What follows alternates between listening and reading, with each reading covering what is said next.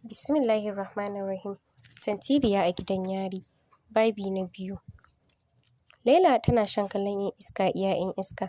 A ran da ta ce dole na zama tsagera tantiriya. A nan suna na daji tantiriya zaman amfani.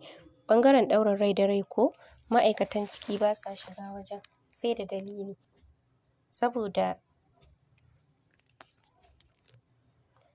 za su iya kashe wasu, iyakaci dai hukuncin ɗaya ne.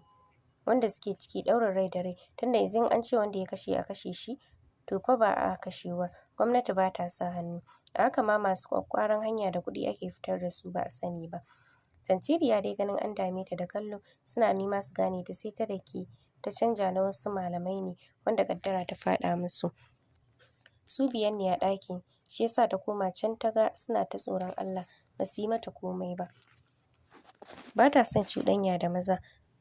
Malaman ban sai kallon Naila suke, tunaninsu namiji ne ɗan Daudu. Sallama ta yi da murya da ta canja ta dole ta maza, amma duk da haka sai a ji kamar ta mata. Malaman nan tana shigowa duk wanda ya kalli Jamilu Tero sai ya ji gabansa ya faɗi, sai ya ji yana wani son ɗan Daudun nan. Gaba ɗayansu ba su sake shiga wani hali ba sai da Naila ta yi magana. Babban malamin cikinsu aƙalla zai kai 50 years. A hankali ya haɗi yawu, wani tsoro ya kama shi, sai istighfari yake yana furta a ransa. Allah na tuba na kamu da son ɗan Daudu. Allah ka kuɓutar da ni. Shi ma Malam Jilani yana kallon Jamilu Tero sai kuwa ya ga ya saki murmushi. Wani narkewa ya a zaune, wani matsananciyar ƙaunar ɗan Daudun ya ji lokaci guda. Malam Usama kuwa har baya son ya ƙyafta ido da kallon yaron ɗan Daudu. Naila kuwa dariya take a ranta, a fili kuwa ta maze. Wani gadon ƙarfen ta ja gefe can ƙarshen bango ta kai bed ɗin ta kwanta abinta. Babban malamin Sharu ne ya kalli ɗan uwansa Malam Usama, ya raɗa masa ƙasa-ƙasa tare da dafe saitin zuciyarsa ya ce, Akaramakalla, kana jin wani masifa da take neman faɗa min kamar ni da tilawa ta izu 60 na ji mai kalar Daudun can ya burge ni, namiji ne fa. Ina kallonsa na ji zuciyata ta hau bugawa, wani ƙaunarsa ta kama ni, yaro namiji ɗan uwana kamar ɗan cikina Malam, ku sa na addu'a don Allah. Usama ma ƙasa ya ce, ni ma don ubanka haka na ji. Gaba ɗaya sai na ji ta tafi da imani. Da sauri ya danne bakinsa da tafin hannunsa. Ya ce wannan jarabawa ce Allah zai mana, mu hankalta mu duƙufa da addu'a. Naila ce suka haɗa ido da Malam Jilani, ta saki wani murmushi. Jilani ƙirjinsa ya dafe, ya faɗo cikin su Malam shiru, shi ma murya ƙasa-ƙasa ya ce ya yi min murmushi, wallahi sai na ji sonsa. Ni dai na shiga uku, barin ɗakin nan zan yi. Shi ma Aramma Garzali yana satar kallon Naila yana ɗauke kai. Naila ta ɗaga masa gira ɗaya tare da kashe masa ido.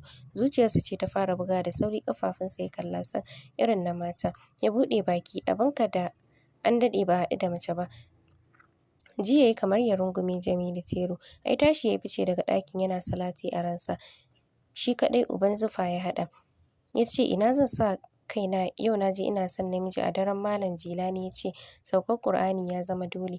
A daren haɗuwa suka yi, kowa ya buɗe Ƙur'ani, kwana suka yi suna addu'a Allah ya cire musu son ɗa namiji Jamilu. Naila tana ta baccinta gefe ɗaya, ita hankali kwance ta samu ɗakin malamai ba ruwanta, su kuwa suna ta surfa addu'a akan Allah ya tsare su da Jamilu. Washe gari da safe, mazan gidan yaron masu uban yawan masifa, 'yan matasa dattijai, tsofaffi, duk ga su nan iya kallon ka da munana da masu kyau duk ga su nan. Duk kalan laifinka akwai ubanka a ciki, kowanne da ɓangaren su. Ɓangaren matan daban na mazan daban. Haka ranar ziyara sai an ga da maza sannan a buɗe. Sai an ga dama sannan a buɗe mata. Ba wanda ke haɗuwa da wani tsakanin mata da maza. Gashi saboda lalacewa ta ƙasar mu, ɗakuna sun yi kaɗan. Toilet kuma babu na kirki. Haka uniform ma babu, sai wata riga da ake bawa maza lokacin ziyara. Sai sutura kayan gida, amma ba su wuce kala 3 ko 4. Haka ɓangaren matan yawanci ba su da bra, wasu kuma suna da ita. Wacce tafi wata ƙarfi ma za ta ƙwace wata ko an kawo mata daga gida. Naila dai ita ce mace ɗaya ƙwal a ɓangaren maza wanda babu wanda ya san hakan. Sai ma'aikatan kaf a namiji kuma ana zargin ɗan Daudu ne. Naila ba ta da ko botiki. Gashi wai a gidan yari za ta yi gayu. Yanda take nuna Daudun ne kawai. Tana zaune a cikin malaman ta ce, akwai ruwan zafi? Ya Sheikh bana tsarki da ruwan sanyi saboda na koma mace ne ni. Na hana kaina amfani da ruwan sanyi. Tana magana tana zuba uban karairaya, wai dole ɗan Daudu ne. Gaba ɗaya malaman nan suka saki baki suna kallon Jamilu. Duk ya tafi da imaninsu. Cikin raɗa da tsoro, Malam Sharu ya ce addu'a bata karɓu ba, mu sake da ufa wallahi. Malam Garzali a hankali ya saci kallon Jamilu, sai kuwa suka haɗa ido. Fari ta yi masa, da sauri ya yi wa Sharu magana ƙasa-ƙasa yana yi min fari wallahi. Kansa ya sadda ƙasa duk ya rasa inda zai sa kansa. Naila ce ta shiga aika musu da fari tare da ɗaga musu gira. Kasa karatun suka yi kamar ruwa ya cinye su. Ba wanda ya yi motsi. Sai zuwa can mazan ɓangaren nasu ke yi suna kallon ta. Ana labarin an kawo kyakkyawan ɗan Daudu, ɗan matashin yaro. Kowa ya zo sai ya tafi da ƙaunar ɗan Daudu, Jamila a ransa. Saboda kyau da farin jini irin na Naila. Naila ta ga suna ta zuwa kallon ta. Ita bata sani ba. Ta ce bayan Allah ruwan zafi nake tambaya. Zan yi tsarki. Mu yadda muka koma mata ai mata sai da ruwan zafi. Har da yin tafi da hannu irin na 'yan Daudu. Suka dinga tuntsara mata dariya. Ganin namiji matashi mai ƙuruciya ta ƙarfi ya koma mace. A ɗakin malaman ba wanda ya bata amsa. Ƙarshe ma kowa uzurinsa ya fita. Naila tashi tayi tana tafiya tare da zuba hannayenta a aljihun bujen wandonta. Ta fito. Ko ina mutane ne lungu da saƙo ba masaka tsinke. Naila ta ce ashe duniya ce guda a gidan yari. Tana zuwa ta ga uban layin botikai da fanteku har da languna tun na zamanin da. Tana zuwa ta ɗauki botikin wani na roba an cika shi da ruwa. Ta ɗauki ta ƙara gaba. Ta tambaya ta samu daga toilet ga su nan kowanne. Ta leƙa duk an lalata su wasu kuma kashi ko ina. Dama maza ba tsafta ba wasu. Naila ta rasa inda za ta shiga dole sai da ta wanke toilet ɗin sama-sama.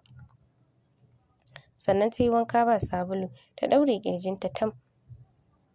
Dan yankin atamfa ta maida kayanta ta shirya tsaf. Sannan ta fito ta maida botikin. Wasu shararrun ƙarti suka taso za su yi mata duka. Allah ya kawo ɗan Indo wanda kowa tsoronsa yake a gidan mugu ne na ƙarshe. Yana kallon mazan yaran goje ne. Ya ce me Jamilu ya muku? Suka ce ruwa muka ebo wa goje tun safe muke layi. Kafin mu je mu dawo ya ɗauke ya yi wanka.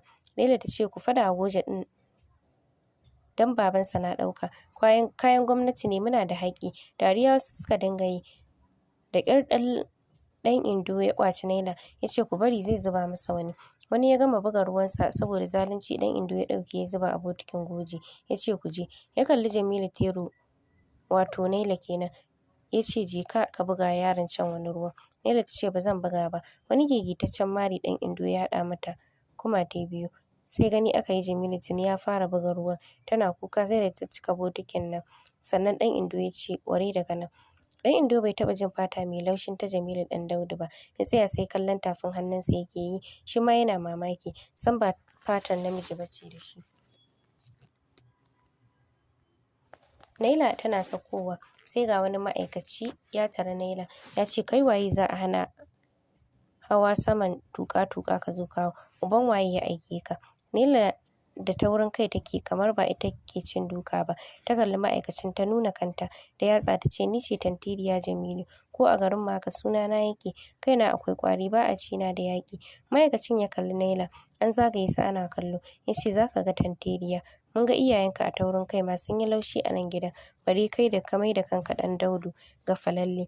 Naila ta ce banda ni cikakken tantiri ne. Ina kallon ku in maida kaina namiji. Kai ma'aikaci ka yi a hankali zan iya tsille ma ta kashi ato. Su kansu ma'aikatan tsoro suka ji. Juyawa zai tafi Naila ta ce na yi makin ɗinka sai na sa maka guba. Sai na farke maka ta kashi. Da ni kake zance. Ma'aikata sun saba da tsagerancin 'yan ɓangaren ɗaurin rai da rai. Tunda suna gani shi ne ƙarshen hukunci dole ya tafi. Naila ta fashe da kukan ƙarya ta ce Allah ya saka mini ni Jamilu. Ina ganin rayuwa. 'Yar ta kashin ma ban samu ba tunda na zo na ƙi yin farin jini. Ana ta ƙyalƙyala dariya. Ta ce mommy da ta yi sanadin zuwa na gidan nan ya Allah ka sa ɗanta ya mata dukan tsiya wata rana.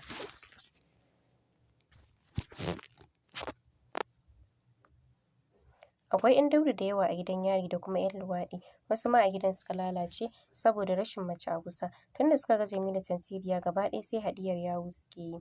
Gashi kyawawan gaske ko irin na mace, gaba ɗayansu sai ƙaunar Laila.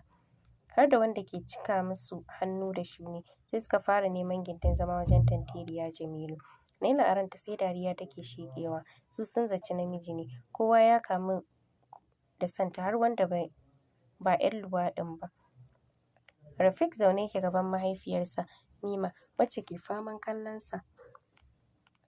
Tana bin aljihunsa da kallo, tana zaro idanuwa, tana kallo ta ce, ban ga aljihun ya ɗago ba, na shiga uku, kar dai a ce haka ka zo hannu yana dukan cinya.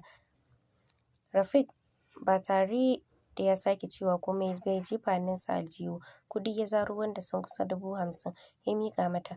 Jiki na rawa kamar yau ta fara ganin kuɗi, kamar ba a gidan kuɗi take ba. Allah ya maka albarka, wannan waje naka na shawarma Allah ya ƙaro customers.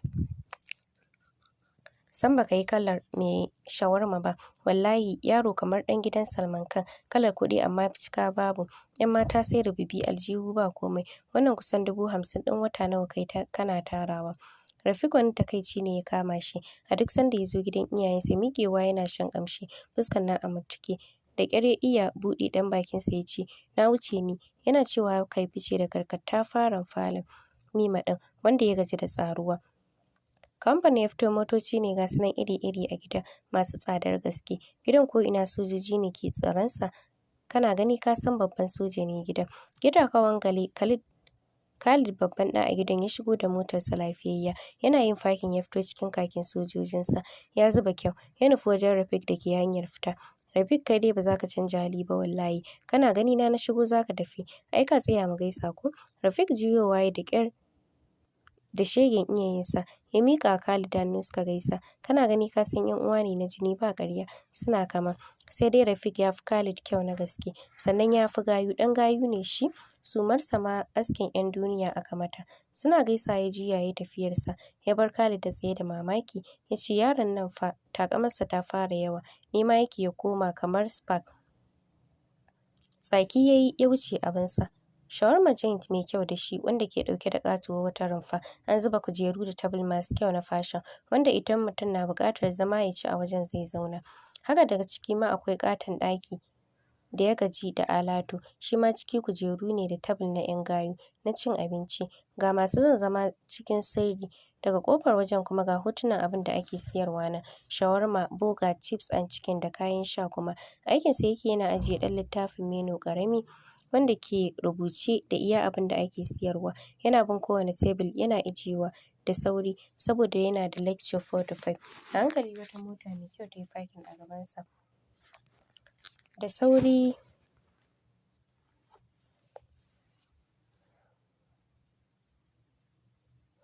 sauri ya bar wa yaransa aikin ya koma ciki ya shirya cikin ƙananan kaya masu kyan gaske ba ƙarya.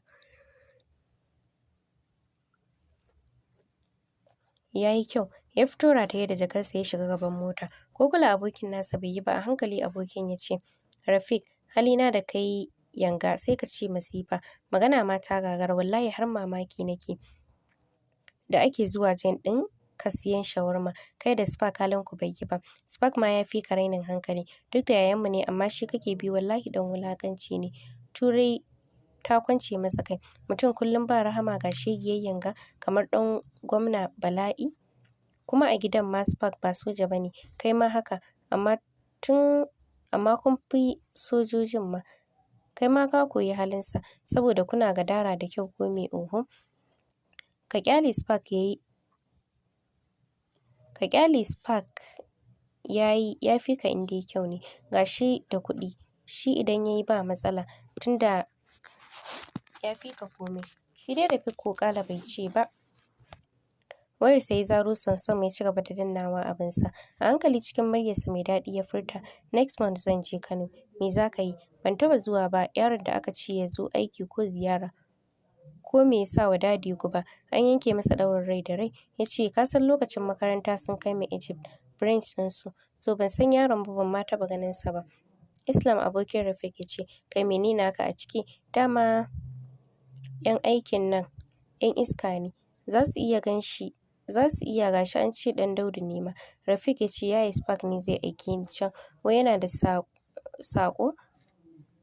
sabo da Da ya san Mummy ɗinsa ya san halinta, ka san kuma halin da suke ciki da mijinta Dadi. To me za ka masa? Ɗan Daudu, na tsani Ɗan Daudu. Ya ce zan je na yi masa tambayoyi. An ce sunansa Naila Hashim. Na ji gidan Jamilu. Idan ya ce alright. Islam ya ce alright, amma da mota za ka ce. Ka san ba ni da mota, mu je ka raka ni kawai. Yana kai Allah ya kai mu no wahala. Shi Spark ɗin ba zai samu kuɗi ba. Ya ba mu fa yana account. Tun daga haka Islam ne kaɗai yake labarinsa. Rafiq bai iya magana ba. Naila tana gidan yari kwananta 5, ta ga zalunci iri-iri. Ma'aikatan ma idan ka yi laifi za su iya maka duk muguntar da suka ga dama. Iyakaci idan ta asibiti ce, a kai ka asibitin gidan ƙasa. Ga wahalar yunwa, sai mutum ya yi sati bai yi wanka ba, saboda ƙasar tamu ba ci gaba. Ƙazanta kaɗai ya isa ka kwashi cuta. Komai ya yi ƙaranci a ciki. Ga mutane masu laifi sun yawa, ba wajen saka mutane, tunda wanda ya saci akuya ma kai shi ake gidan yari. A masu kuɗinmu babu wanda zai kai musu agaji, a gyara musu tuƙa-tuƙa ko toilet da ɗakin kwana, musamman gwamnati. Wannan haƙƙinta ne. Musamman ɓangaren maza ya fi muni da ƙazanta, da za a haɗa mutum 2 a sarƙa ɗaya a ɗaure su. Ko ina za su je tare. Idan ɗaya zai yi kashi ko fitsari, dole a gabansa zai yi ko mene ne. Hakan ya sa da yawa sun zama 'yan gai, suna neman 'yan uwansu maza. Haka nan ma da yawa neman junansu suke. Maimakon a samu gyaran hali sai kuma aka lalace a ciki. Harkar daba da rashin gaskiya, wasu duk a ciki suka koya. Rashin kunya, taurin kai da fitsari iri-iri, duk koyo ake yi a cikin gidan yari. To masu saurare za mu dakata a nan, sai mun ƙara haɗuwa da ku a cikin shiri na gaba domin